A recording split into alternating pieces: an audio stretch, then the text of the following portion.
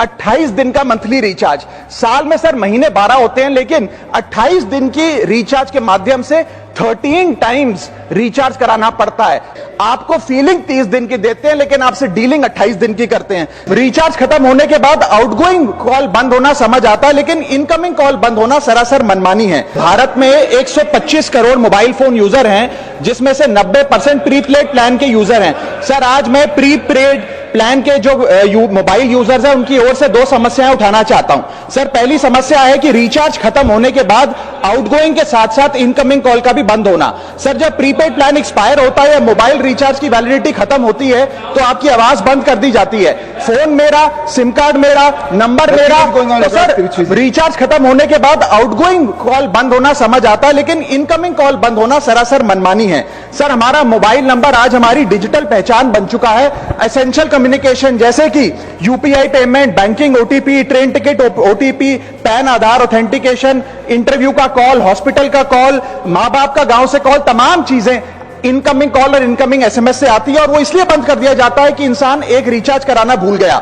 Sir, incoming call बंद करना is not stopping of a service, ये हमारे राइट टू कम्युनिकेशन को स्टॉप करने जैसा है। सर, जैसे आपका आधार कार्ड इसलिए एक्सपायर नहीं हो जाता कि आपने डिटेल अपडेट नहीं करी, या आपका बैंक का खाता इसलिए बंद नहीं हो जाता कि आपने मंथली डिपॉजिट जमा नहीं किया, या आपका वोटर आईडी इसलिए सस्पेंड नहीं हो जाता कि आप एक चुनाव में वोट डालना भूल गए। ठीक उसी तरह आपका मोबाइल नंबर इसलिए सस्पेंड और डीएक्टिवेट नहीं होना चाहिए कि आप एक रिचार्ज भूल गए। सर, मैं सदन में फ्री आउटगोइंग की मांग नहीं कर रहा, फ्री डेटा की मांग नहीं कर रहा, लेकिन इनकमिंग कॉल फैसिलिटी की गारंटी होनी चाहिए। मेरी 3 स्पेसिफिक मांग है। पहली, प्रीपेड मोबाइल कनेक्शन में इनकमिंग कॉल और इनकमिंग एसएमएस कम से कम 1 साल तक कंटिन्यू रहे, चलता रहे from the date of the last recharge, ताकि एसेंशियल कम्युनिकेशन चलती रहे। दूसरी, deactivation of the mobile number after 3 years. ऐसा ना हो कि आपका मोबाइल नंबर किसी को आपका मोबाइल नंबर बंद करके किसी और को अलॉट कर दिया जाए। कम से कम 3 साल का ग्रेस पीरियड देना चाहिए from the date of the last recharge. And third demand, mobile operator should introduce a low cost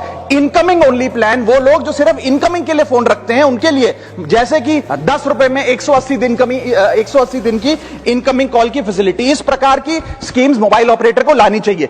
दूसरी समस्या जो प्रीपेड कस्टमर्स फेस करते हैं, वो है टेलीकॉम ऑपरेटर का 28 दिन का मंथली रिचार्ज। साल में सर महीने 12 होते हैं, लेकिन 28 दिन की रिचार्ज के माध्यम से 13 टाइम्स रिचार्ज कराना पड़ता है। कैसे? सर, 28 दिन into 13 times is equal to 364 days. ये एक बड़ी क्लेवर स्ट्रैटेजी है, जिसके चलते आपको फीलिंग 30 दिन की देते हैं, लेकिन आपसे डीलिंग 28 दिन की करते हैं। सर, दुनिया में हर जगह बिलिंग साइकिल कैलेंडर मंथ के हिसाब से होती है, 30 या 31 दिन। आपको मंथली सैलरी, लैंडलॉर्ड का रेंट, बैंक की ईएमआई, बिजली पानी गैस का बिल, तमाम चीजें 30 या 31 दिन के महीने के हिसाब से होती हैं। लेकिन ये मोबाइल ऑपरेटर, टेलीकॉम ऑपरेटर 28 दिन के महीने के हिसाब से आपको रिचार्ज प्लान बेचते हैं, ताकि साल में एक अतिरिक्त रिचार्ज आपको मिल जाए। मैं उम्मीद करता हूं कि इसे भी समाप्त किया जाएगा। घोष जी, प्लीज।